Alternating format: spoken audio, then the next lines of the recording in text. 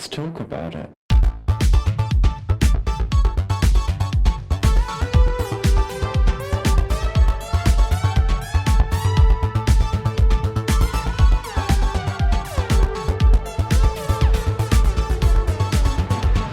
Hello and welcome back to Thicc Radio, the award-winning podcast where we talk about gaining, fetishism, and everything in their orbit. I'm James. And I'm Tim, so let's get into it. Today we're welcoming to the show, we got a friend of ours, Stuart. Thanks for having me. No worries. How are you today? I'm doing great. Glad to hear it. Listen, Stu, we were really excited to have you on the pod because, today we're going to be talking a little bit about, Gainer House and Gainer Camp. But, really before we get into all of that, I would think of you as one of those people who's been in the community for a minute. And I always find that such a wonderful opportunity to talk about journeys over the years and the ways in which the community has shifted and evolved. So, because we're going to be talking about that, those sorts of topics today, Gainer Camp, Gainer House, from recollection, that was sort of around the time when Grommr first started, wasn't it? Sort of 2010 to 2012, if I've got that right? Pretty close. The first Gainer Camp was 2012. Fantastic. What was the community like at the time, and how had it shifted from the way it was sort of in the pre-internet era? Well, we were starting to, have things like Grommr and meetings and so forth. I mean, before we had websites like Grommr, there was just very little opportunity for people to meet up with fellow gainers or encouragers. I had kind of found my first gainer boyfriend through GainerWeb in 1997 when that site first came on board. I remember the first time I went to GainerWeb, I was just like, oh my God, there is a site where all of these fat people are showing pictures of themselves and talking about wanting to get fatter. I mean, I thought I was the only person in the universe who had fantasies like that. So it was, and by 2010, there was a whole lot more going on. It was more common to have Grommr in lots of different cities. We've talked many times about how that's a very common experience among people in the community, that we all kind of feel like isolated and alone. We're like, oh, nobody could possibly be into this. This has just got to be too weird for some people. Like, not only do I like fat men, but I want them to get fatter. Like, how could I possibly find somebody who's into this? And then you discover that there's an entire community waiting for you. You just didn't have access to it. Yeah, I mean, when I was in my 20s, I mean, that was before we had the World Wide Web. I thought I was the only person attracted to fat men, and then I found the Chub Chaser community and, dealt with that for a little bit, but that was such a primitive thing. You get a newsletter from Girth and Mirth, with personal ads of people you can write to. I had no idea there was a gaining community until I found that GainerWeb site in 97. I mean, certainly for people in my age bracket and generation, I think we take it for granted. By the time I was, 19, 20, like I turned 20 in 2012, so for me, I've only ever known a world in which there is some form of online presence of fatness and gaining. But for a great many people, without that, what do you do? How do you talk to people? How do you forge community? And so I think these moments are really important for listeners to remember that what we have today, even if we might have our critiques of it, is a lot more than what we've had in the past. And gratitude must be expressed for everything that we've got.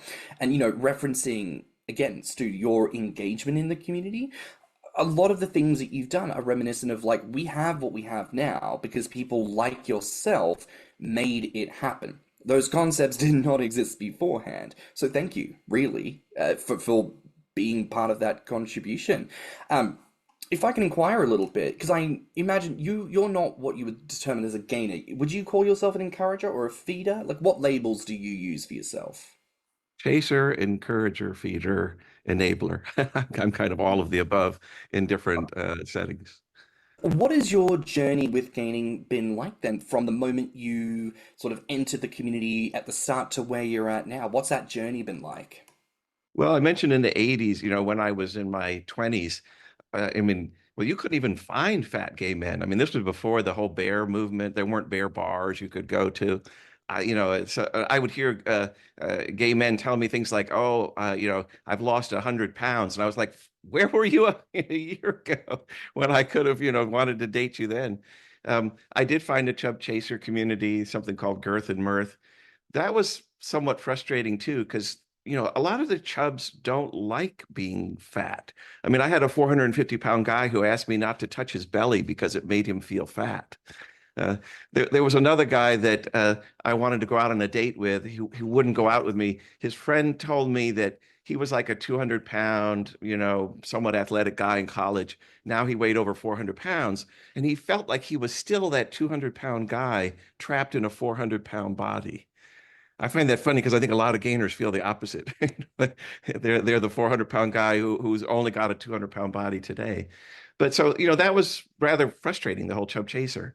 When I found the gaining community in '97, I was living in Tucson, and there was kind of one other guy in town who was very involved, and we became boyfriends. And it's that was so different from everything I'd experienced before. I mean, I was able to tell people my fantasies, and people would be like, "Oh yeah, I had that fantasy." I was like, I thought I was the only one who would think about like having pills that you can give to a guy and he instantly gains 100 pounds of fat. That kind of a fantasy is something that I had when I was in high school, and I thought I was the only person in the universe who thought that way. I identify with all of this so hard, so hard. You have no idea. Like, I mean, I've played around with several big boys, and only like one of them was okay with his size. Like, he was probably close to 400 pounds, and he was like, "I'm not going to lose any weight. I'm a chub. I know I've got it going on. I know the chasers love this, and like I'm confident with myself." But it's like every other big boy that I was with, they didn't want to be that big, and like, and I get it, like I've mentioned on the podcast before, like I didn't grow up fat, so I had skinny privilege up to the point of choosing to gain. I have no idea what the lived experience is of someone who was a chubby child, a chubby teenager, a chubby young adult. So like I understand where all of those insecurities come from, but it was just like, dude, I am worshiping you. Like you're like a sex god to me, and like you still don't want this. It was so hard to wrap my head around. And then what was the other thing that you said that I identified with? Gosh, I'm sorry, it flew out of my head. But I think like the second thing that you were talking about, how when you found the gainer community for the first time and you were able to openly express your fantasies about things and things that you had been ruminating on since you were a teenager, I was like, oh yes, it's such a liberating feeling when you're around other people who share your fetish and you don't have to explain why you like it. You just get to enjoy it. Yeah, just a couple of weeks ago, I was talking to a guy on Bigger City who he wants to come and give me a blowjob. I mean, he said he wants to do the blow and go. And I was like, well, wouldn't I have a chance to rub your belly or something? And he said a very interesting thing. He says, "I do not like to be the focus of attention." I think that's a very interesting difference between gainers and chubs. Oh, Chubs don't want to be the center of attention, but gainers absolutely do. oh, that touches on something very, very prevalent that I think is worth discussing there. And there's so many points even to that. You mentioned how with chubs there is this thing of they don't necessarily want to be fat. And this is why I think, and I come back to this point a lot, gaining must at some stage become part of the zeitgeist, the conversation around bodies, because we are the only ones talking about what it means to be fat and joyful, the pleasure of fat, the prominence and the positivity of fat. So much of the chub experience, in some regards, seems to be this relegation of, well, I'm fat, so therefore I must, at the behest of chasers who are apparently into me, even though I loathe this form. And like you mentioned, Tim, it's not every larger person. Some people are very much at peace with themselves, but there is a big difference between accepting and putting up with being fat or having fat in the conversation versus an intent, a centering, a focus of fat. And this is where I think gainers really need to be understood as we are distinct. Crossover, absolutely, but the narrative must be seen as its own thing and celebrated as its own thing. Because I am honestly not the biggest guy around, clearly, but also I'm already too fat for some people on Bigger City, which is weird. as a gainer, I get active messages from people on Bigger City being like, "You must be insane for wanting to get fat. What the fuck is wrong with you?" And I'm sat here like, what is this conversation? And if I'm experiencing that at this size, God only knows how much worse that narrative's gonna get as I grow. I just got a message like that on Scruff. Like, oh my God, what a fucking freak. And, so I just blocked the person because I don't give a shit. You can call me any names you want to. What the fuck? Yeah, Well, call But me whatever you want, but don't call me late for dinner. I love what you had said, James, about the whole like the relegation thing, because it does kind of feel like a lot of the guys that I have talked to on Bigger City, and like I'm trying to like get them to send me pictures of their belly, like if we're exchanging pictures, and it feels like they're just sort of begrudgingly there. It's like I'm here not because I want to be, but because this is where society has said I belong. This is where gay society has said I belong, so I'm here. Meh. Yeah, and they'll let you rub their belly, but it's not something they enjoy. You know, I fantasize about super chubs, getting guys up to 500, 600, pounds. And I used to think that I needed to be with a super chub, in order to be sexually satisfied. And I was so wrong. It's not fun to be with a big guy who doesn't like being big. And I Mm. found that being with, like, say a 200-pound gainer who's got a little starter belly, there's something very powerful about being able to kind of touch his belly. And, I've been with a lot of gainers where I'm the first person that they've kind of done this with. And it's amazing to them because they're so used to hiding their fantasies, hiding what they're feeling. And so there's this moment, well, so for one thing, they can open up, that they let down their guard and they realize I want the same thing they want. It's kind of like, you look in his eyes while you're touching his belly, and it's like, we need this to be bigger. And then he gets turned on. I mean, I don't know. There's this shared fantasy that is very, very powerful. It's kind of gainer sex. And I 100%. wish that more guys in the community had that point of view of like, you're saying like there's something really powerful and sexy about somebody who's maybe only at like 230 or 250 or whatever, because there is so much pressure that is sort of put on gainers to constantly grow. And I don't think it's like necessarily said out loud, but there's just this sort of unspoken rule of like, if you're a gainer, you're supposed to be constantly growing, and the pressure to constantly be updating and taking those pictures of what the scale is reading out. And James and I are both triggered by the scale. Neither one of us like to step on it because we never see the numbers that we are hoping to see. Right, people gain at different rates, and yes, it's a lovely idea that we can see this never-ending permanent upscale, but that isn't necessarily how bodies work. And it's also probably pointing out there as well, like you'd mentioned, there's something powerful in a small belly when you can enact that fantasy together. Gaining is not just having the mass itself. In order to be fat, you must become fat. And in order to become fat, you have to start from somewhere where you are not as big. And even for myself, the sexiest thing in the world to me is a before and after shot. I don't just want to see you fat. I want to see you before. I want to see you skinny, or if you were like one of those like muscle workout dudes before you let yourself go. Like I need both. And in order to appreciate the fat, I need to be able to see the difference. I need to be able to enjoy the journey, the transformation, which requires the beforehand. So I think you touch on something really important there, this element of the transformation that is key to the gainer journey. Because what is the difference between a chub and a gainer?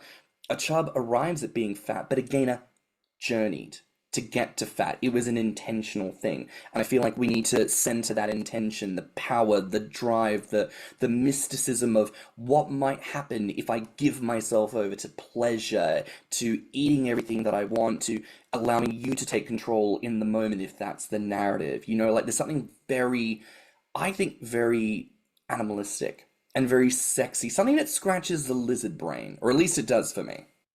So, looking a little bit then at your history within the community, you created Gainer House and Gainer Camp, which, I understand we've got Grommr now.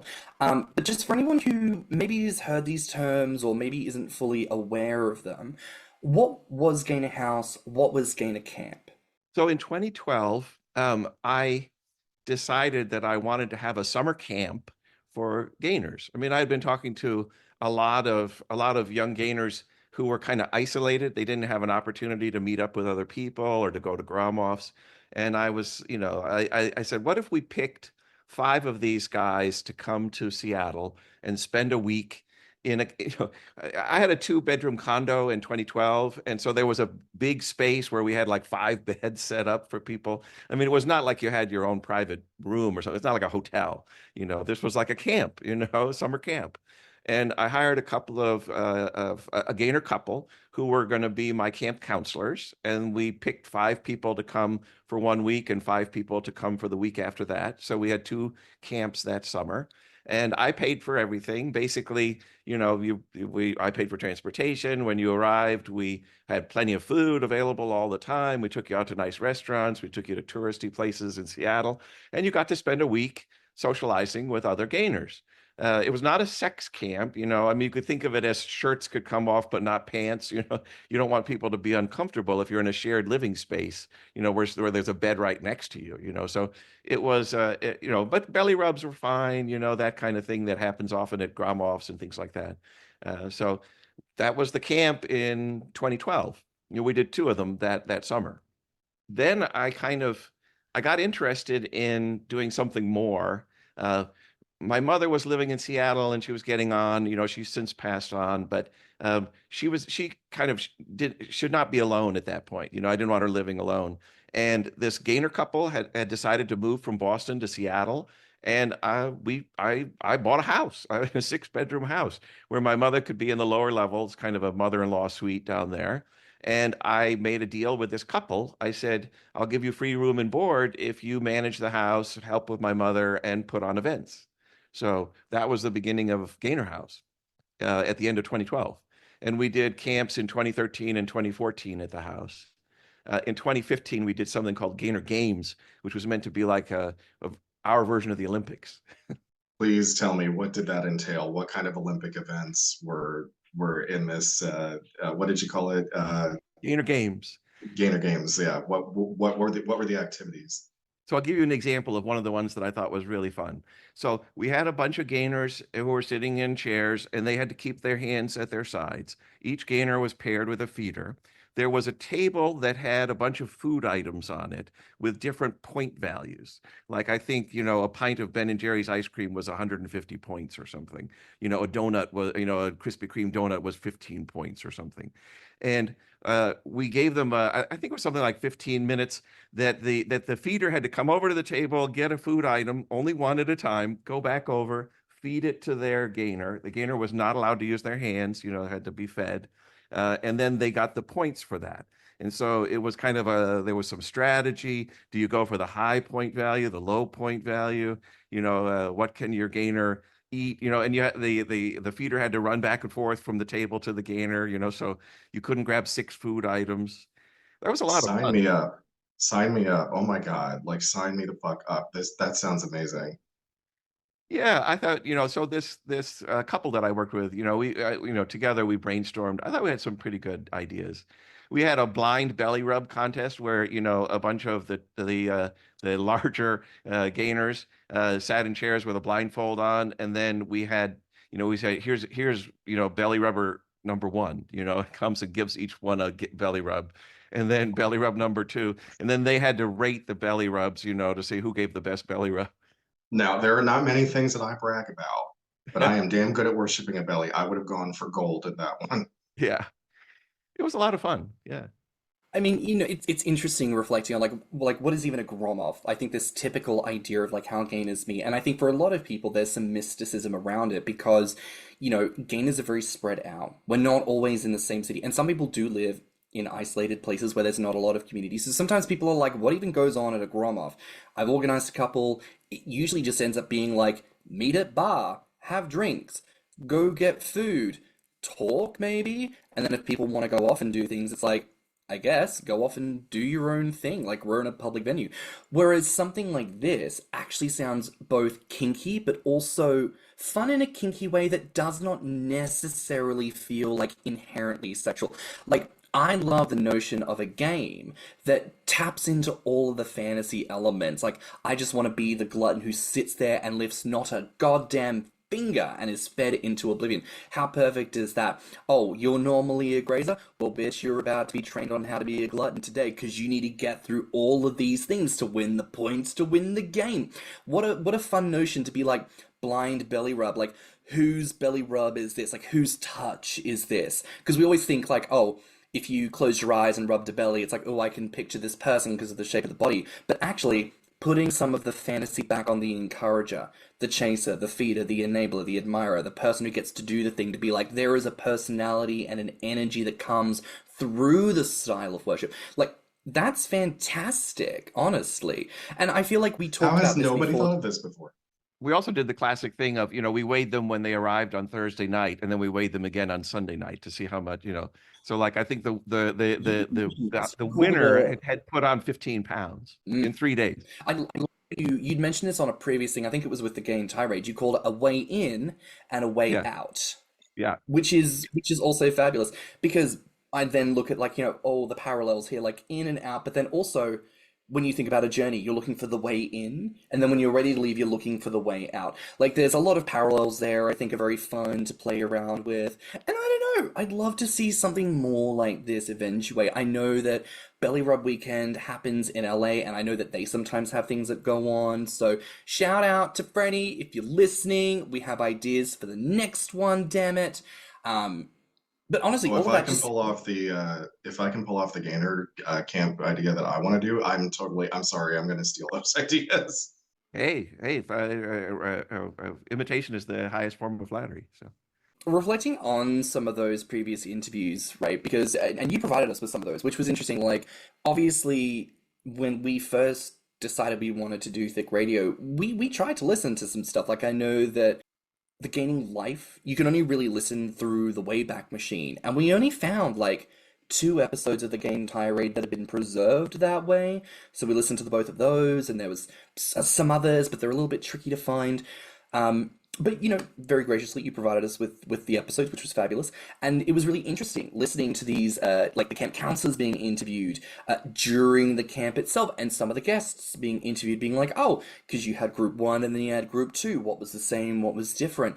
But you were also sharing about your experiences, with how things were feeling at the time, but also some of the counselors and such were reflecting on people online making snide remarks about, like, oh, what the event could be or what it might be. Over the years that you've been a part of the community, do you feel like you've seen a shift in, like, how people approach the notion of events, like, with any sense of that positivity, or do you find that people gripe a bit more or less? Like, what have been your observations on that front?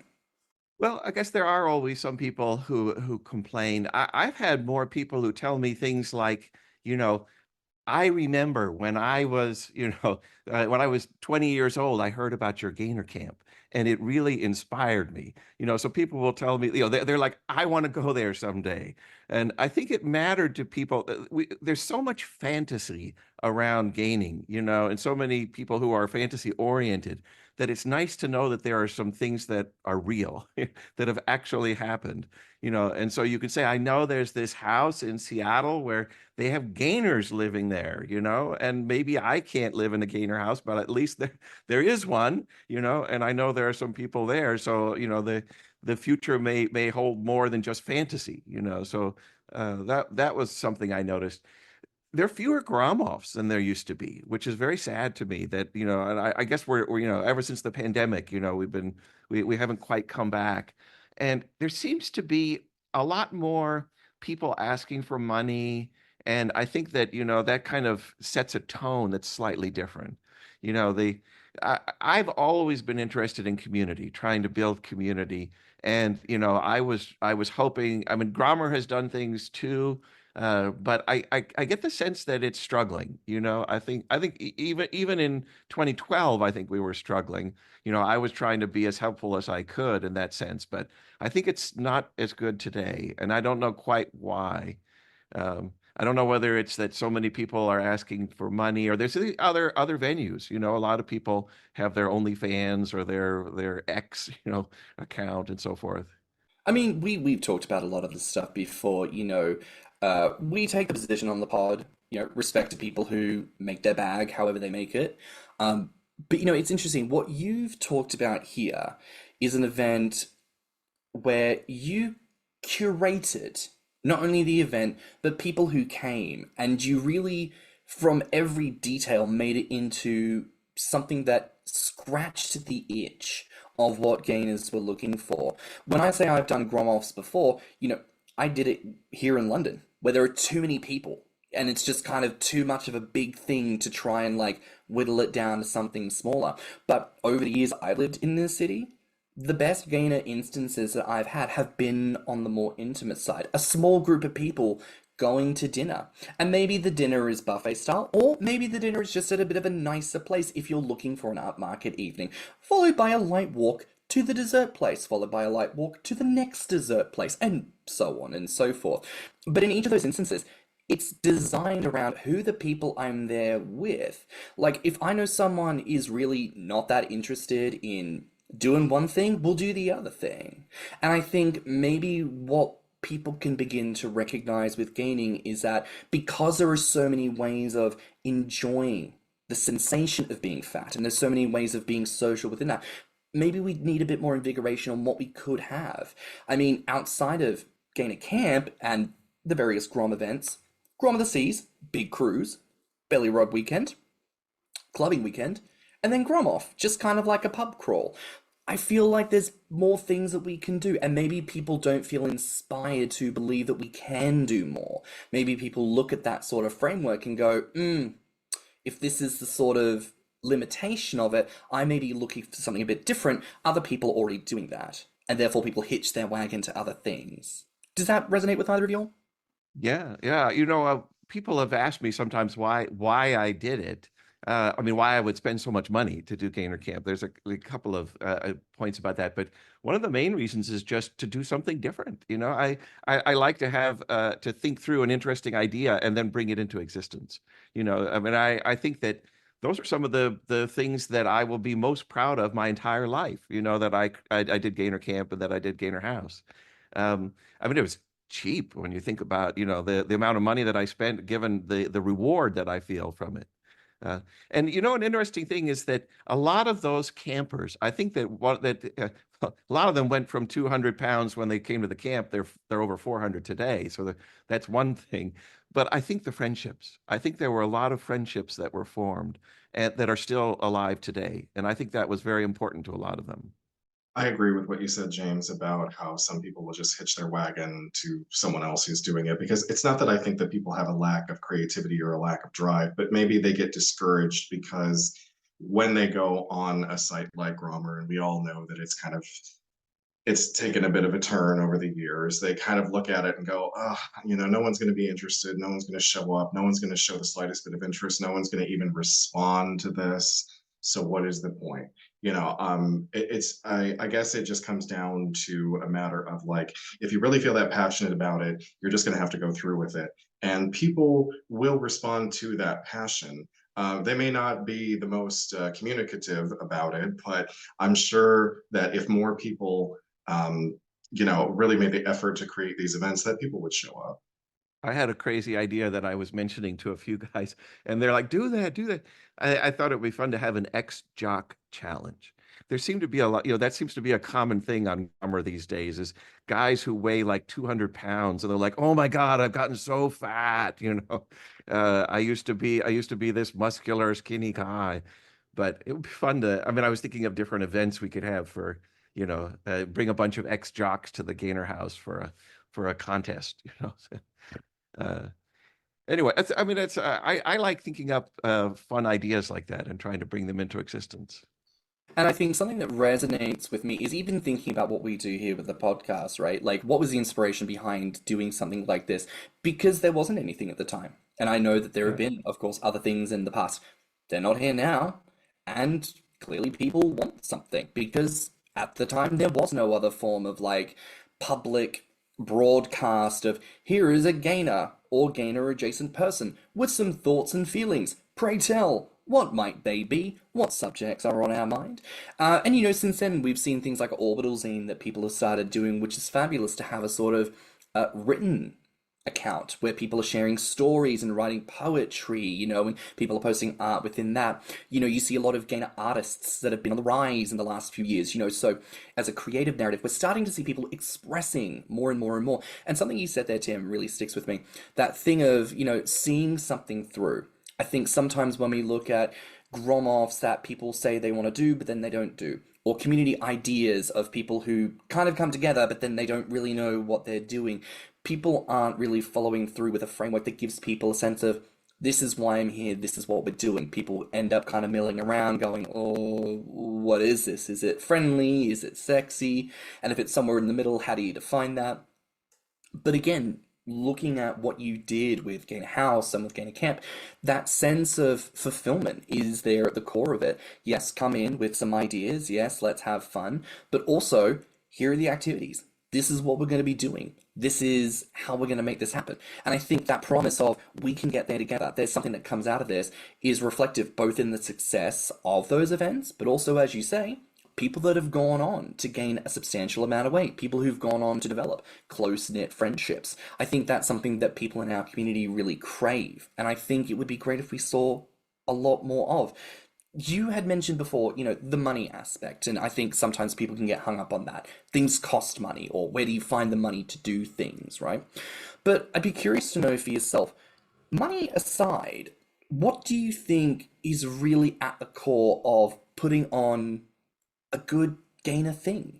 Well, I don't think it necessarily requires money. I mean, I happen to have money at the time, so and in my life, most of my life, I have not had much money. I've actually struggled with money, so I kind of appreciate that situation. I happened to reach a point where I was getting these big royalty checks from a textbook, and it's kind of like when you get a big check in the mail, it's like, what do you? I mean, it's not like your normal salary where you're kind of, I know I paid my mortgage, whatever. Now you suddenly got this big chunk of cash. What do you do with it? And actually, in a way, I think I'm not very good at spending money on myself. I mean, I could go buy a Tesla, I guess, and I drive a 1998 Chevy Malibu that's about to break down. So I fly, coach instead of first class. So for me, I kind of had this extra money, and it seemed like the camp would be a fun thing to do. But I think there's an awful lot you can do without money. I mean, I've been to several Grommr in different cities, and I think they do some pretty cool things. We have a guy, Henry, here in Seattle who does really interesting stuff for us for our Grommr, and that's not money. It doesn't. It's I mean, sometimes you have to pay a little bit for something like at a restaurant, but I think the money is not necessarily a requirement. I absolutely agree.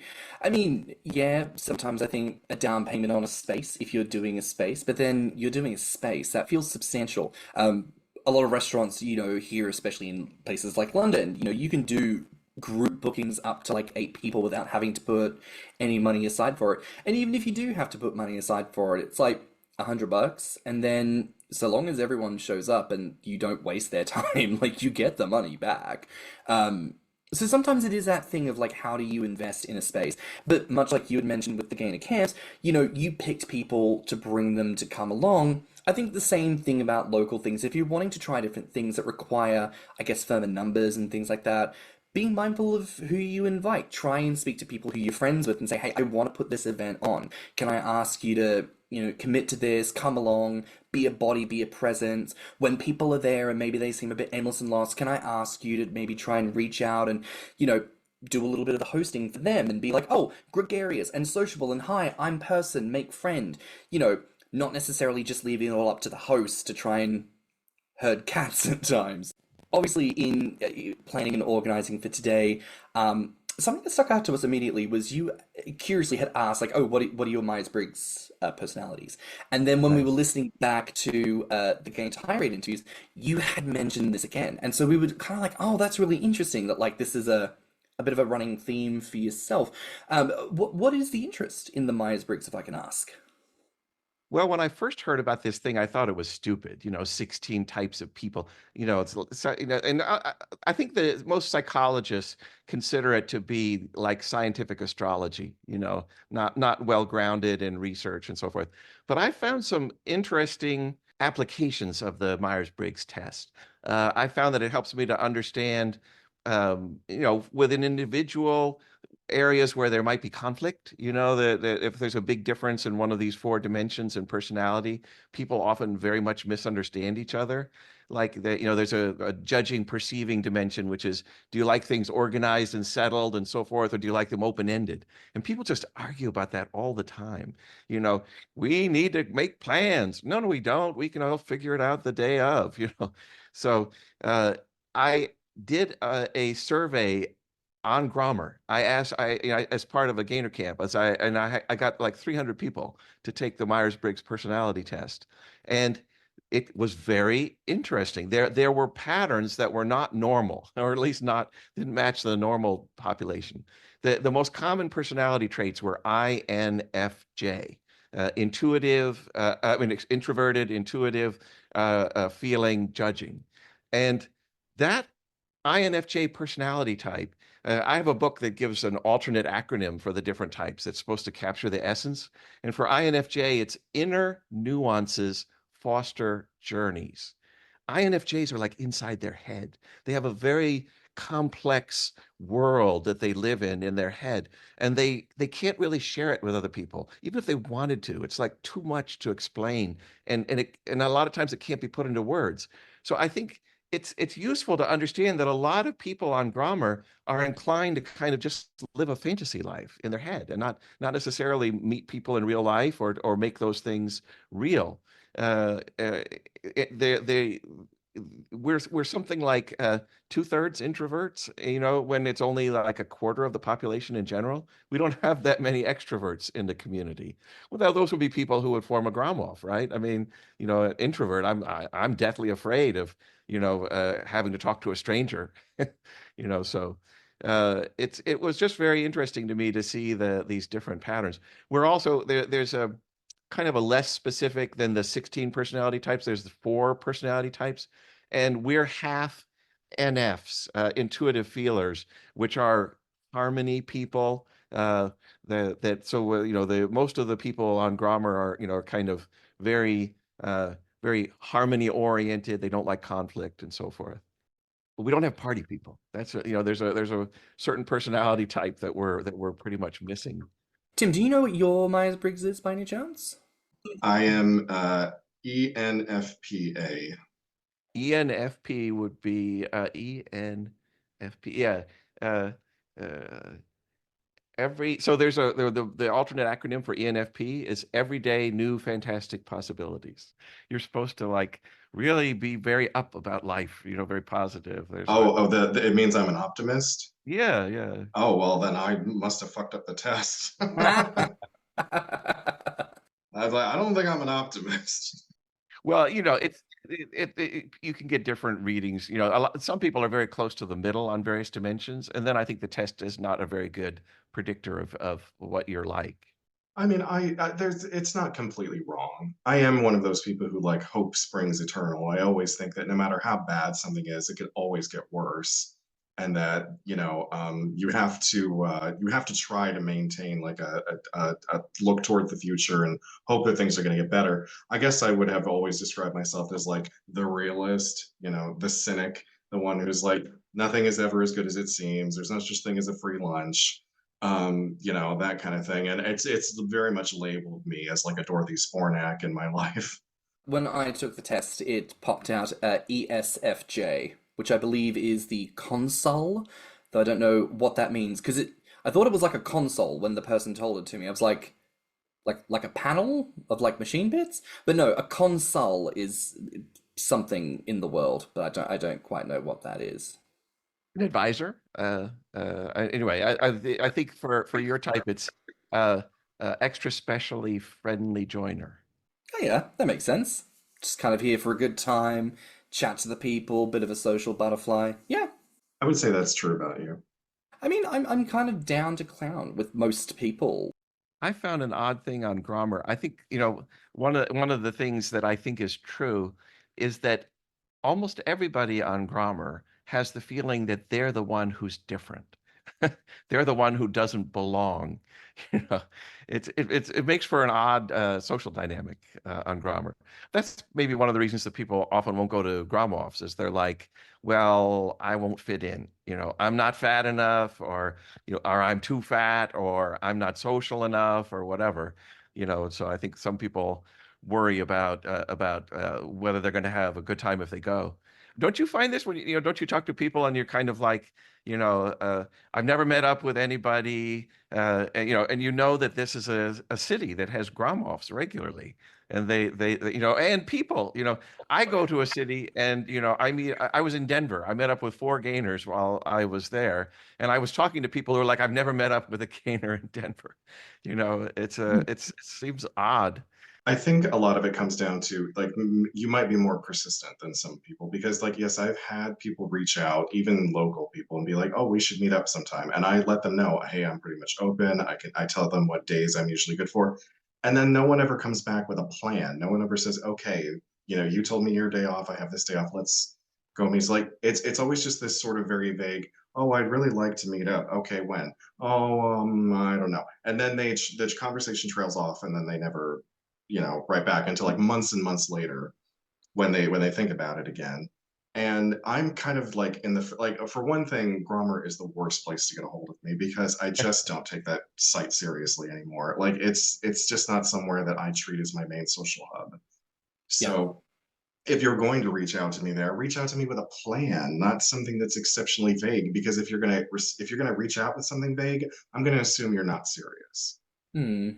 I have a theory that people are more likely to meet up with a visitor than with a local, Oh because yeah. it's kind of an automatic urgency, because this person is leaving town, and you kind of have this sense that if it goes badly, well, then he's going to leave, so I don't have to deal with it. It won't be awkward. But if it's someone who lives in my town, then well, we can do it whenever, 6 months from now, and you might be worried. Well, what happens if it goes badly, and then I see him, at a Gromwolf or something? No, absolutely. I mean, I've spoken about this before. Our community is far too small to have casual fuck ups. Like, I think people relate it to app culture, where it's like, oh, we had a hookup and it was bad sex, but I'm, just not going to see him again, or I blocked him, and the likelihood of me running into him at a bar is minimal. Whereas in this community, it's like there might only be 5 people in your town, Right. and you're one of them. So you've only got 4 people to fuck with, and you fuck up with one of them, that's 25% of the community already isolated, but also there's only 5 people, so they know the other 3. And then if the sex is bad, or if you act like a dick, they're obviously gonna tell everyone and be like, hey, that new guy, bit crazy, watch out. It's like I remember back when I was 18 and first starting to go to the gay nightclubs, and it was like the chicken hawks just started circling because I was fresh meat. It's like, yeah, you're right. It's the same type of mentality. I wanted to talk about something that surprised me, and it's partly why I kind of stopped doing things. Um, we thought so. I Gainer House, 6 bedroom house. It's a big house. There's a lot of people who can stay here, and we started having residents. We helped some people move to Seattle. I think that was a great thing. That they could live here for say 3 months or something while they got a job and saved up money to be able to pay for an apartment. So there were some good things that came out of it, but I would say that of all the things that we did, residents were the most problematic. It created and it surprised me because that's not what I would have expected. I think again, maybe it's just the fantasy aspect, but you kind of think about it, a community of gainers. I mean, that would be so fantastic to be able to spend every day of every month, with people who are like me. And it just didn't turn out that way. I think that, I mean, part of it is like if you're going to go to a 1 week gainer camp, and there's somebody who has personality traits that annoy you, you can put up with it for a week. But if it's every day for the rest of time, those things start becoming problematic. And people they have a life. You don't focus on gaining all of the time.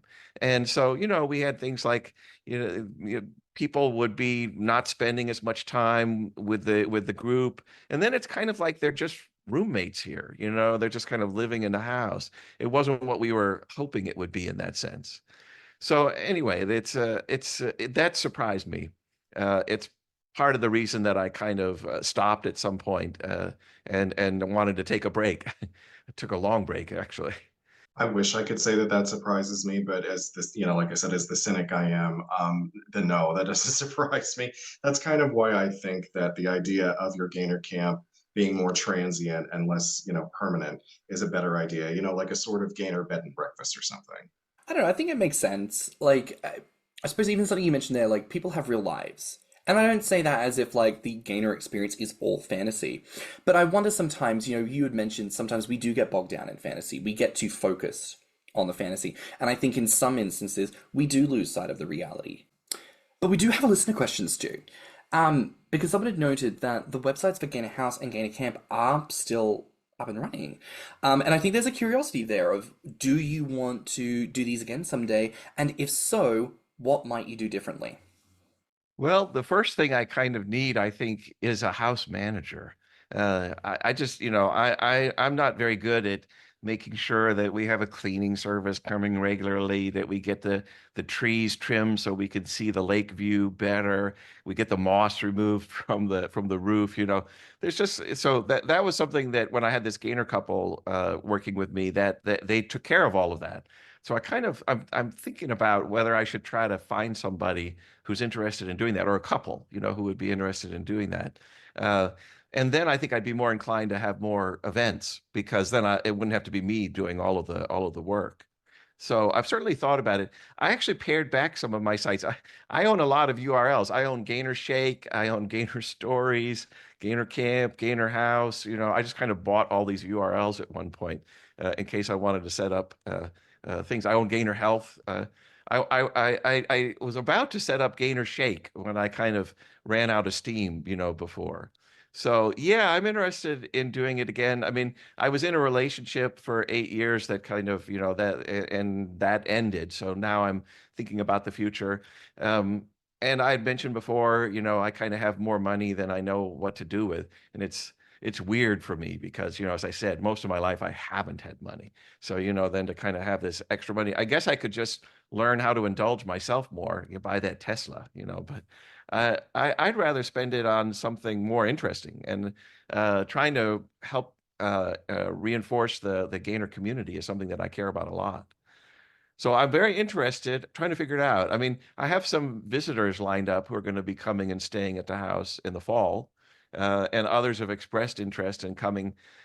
The gainers get very competitive. They're like, they heard that somebody was up 9 pounds in a weekend, and they're like, I'll be up 10, or I'll be up 11. Let me come and, others are like, I want to come for a week. I think I could gain, 20 pounds in a week if I could stay there.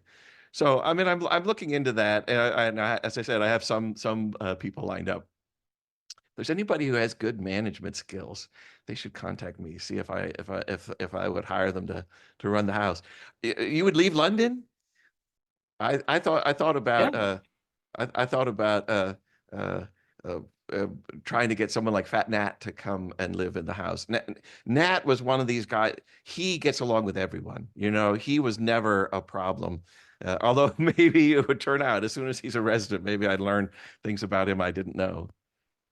I mean, you never know with people, but again, I think that's always the interesting part, right? Like you say, different people get on with different people. And I think managing that is a good point. Finding someone who could do that is a challenge, but I think kind of like you say that might be a necessary component to make sure that like mediation is present in spaces.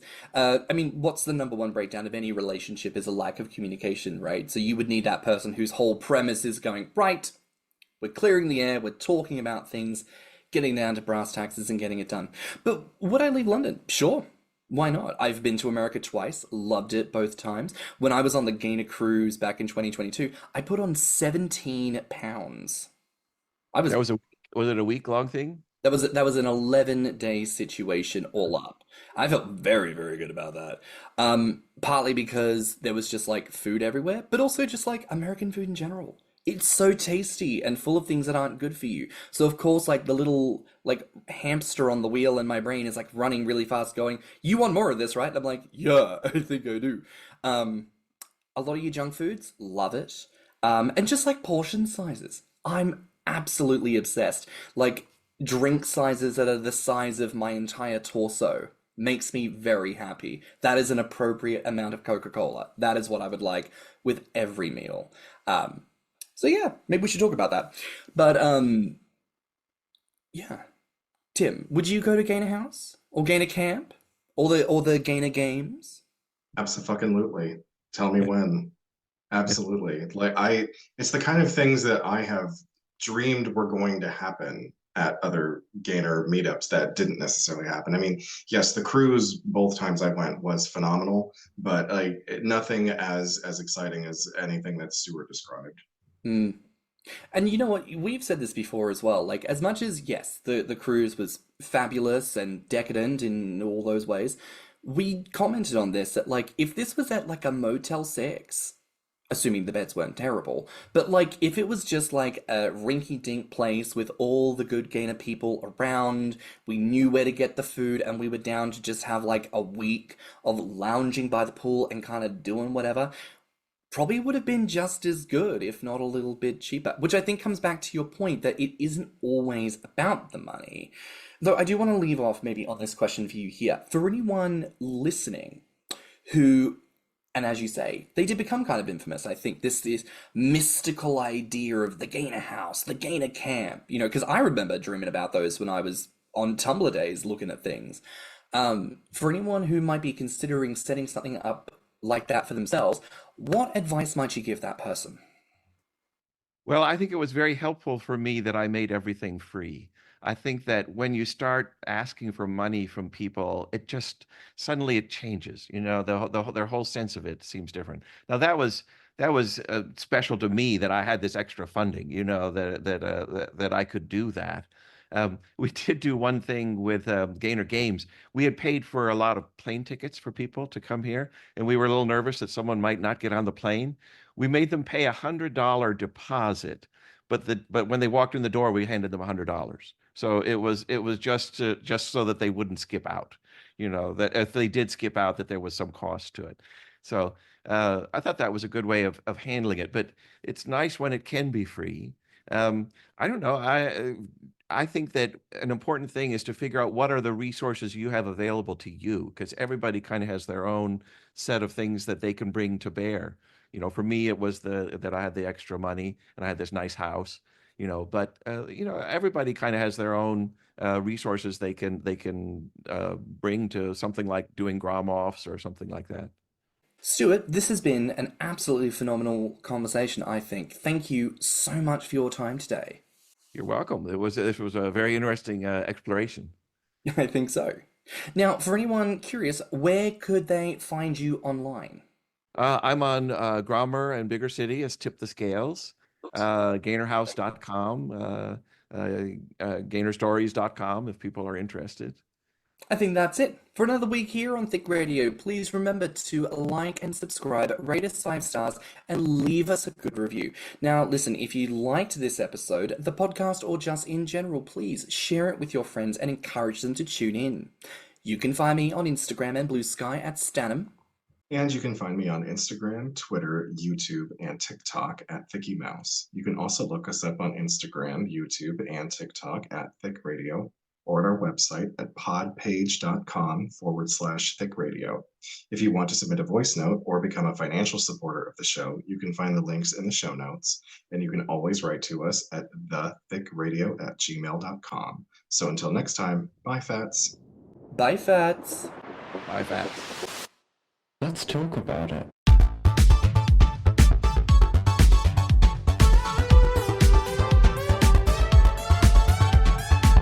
Thicc Radio is a Patreon and Anchor app podcast produced by Stan and Thicky Mouse. Mixed and mastered by Stannon. Our artwork is provided by Lokitu. Our theme song is provided by Body by Cream.